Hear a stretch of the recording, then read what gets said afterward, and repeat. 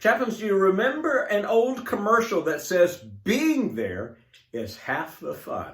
I'm Dr. Dan Middlebrooks, and I want to welcome you to the Tips of Triumph as we begin to start unpacking the word be courageous. And today we're on tip number 6, and that is the R in courageous. And that is a reminder of exactly what that commercial tells us about the power of presence. Matter of fact, the R is realize the power of your presence. It was a funny story about a little boy in the midst of a terrible thunderstorm at night. He was laying in his bed and a thunder crashing, lightning flashing, and he finally called out to his dad, Dad, I need you.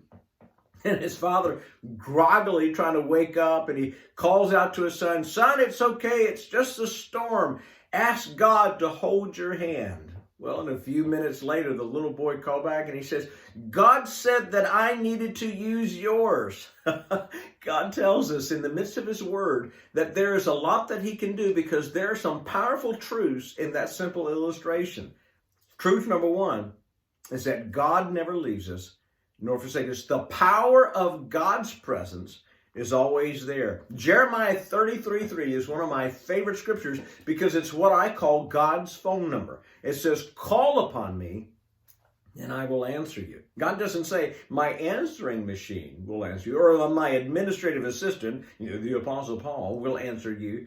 God says I will answer you. God does it personally, and God answers us every single time we call upon him. So that is the power of God's presence. Deuteronomy chapter 31 and also Hebrews 13:5 also tells us that he'll never leave us nor forsake us. But my favorite, being what is called the soldier's Psalms, is Psalms 121. When it says, I will look into the hills from where my help comes from. My help comes from the Lord. Throughout that passage, he said, God never sleeps. And my friends, when God never sleeps, it means that he constantly watches over us, that even in the midst of the storms of our life, we can rest and find peace. But there's also a second truth about that illustration I said earlier, not only about God's presence, but secondly is that God uses us as an extension of his presence into the lives of those who are going through problems that are in pain. In chaplaincy, we call it the ministry of presence, but there's some aspects about that I want you to start understanding today. First off, when we look at the ministry of presence, it is about our visibility of being there, being at the right place, at the right time, to minister to the right person in the right need so that we can eventually point them in the right direction. The ministering presence means that you show up when it seems like everybody else is scattered out. When it's some of the deepest, darkest moments of a person's life, to be able to be the light of God as you walk into the room. Now, it's not just about doing as it is about being. You see, when you come in, the visibility simply tells the person that you're not only there, but as a representative of God, it is like you are bringing God into the room with them. Now, God's already there, but oftentimes there is a representation that is used through the lives of a chaplain that when they walk in, you may hear these words, Chaplain, I'm glad that you're here. Or Chaplain, I knew you would be here. You see, there are some that have an expectation, and when you fulfill that, when you step into that, when you take care of them right at that moment, it's amazing what happens. Realize that as you come into the room, it really is not about all the words that we need to say. Sometimes we just don't need to say anything at all. And that's what takes the ministry of presence a little bit deeper in what is called a ministering presence. And a ministering presence is not just about the stuff that you do. See, God's called us to be able to be his representation through the lives of someone that's actually struggling. But there have been times when I've come into the room, come into a home that has lost a loved one or something that has happened. I will greet and I'll talk to them for a few moments, and then I will just kind of go off to the side. I don't feel like I have to say a lot.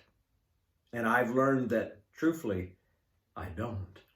God tells us in his word, especially in Proverbs chapter 16, at the very end of the chapter, about the power of the wisdom of words. And sometimes we don't really need to say a lot. We just simply need to be there in case they ask the questions.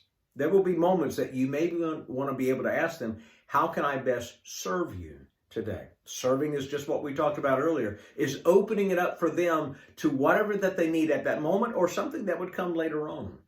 But you just being there can be enough of a comfort without just the words that we say. Now, be ready when you speak to speak God's word of comfort and grace and life and hope into their heart. But until they really are ready to receive it, sometimes just be there. Be the ministry of presence, be visible, and be a ministering presence. Be available. Being available simply says, I'm open to do what you need me to do. In World War II, in one of the French villages that had been bombed out, it was terrible in the destruction around, especially in the church that was close in the center of the village. As the American troops were moving through there, they had noticed that the large crucifix that was in the very front of the church had been badly damaged. I mean, broken off in pieces. The only thing that was remaining was just the primary torso and then the remnants of the cross right behind it.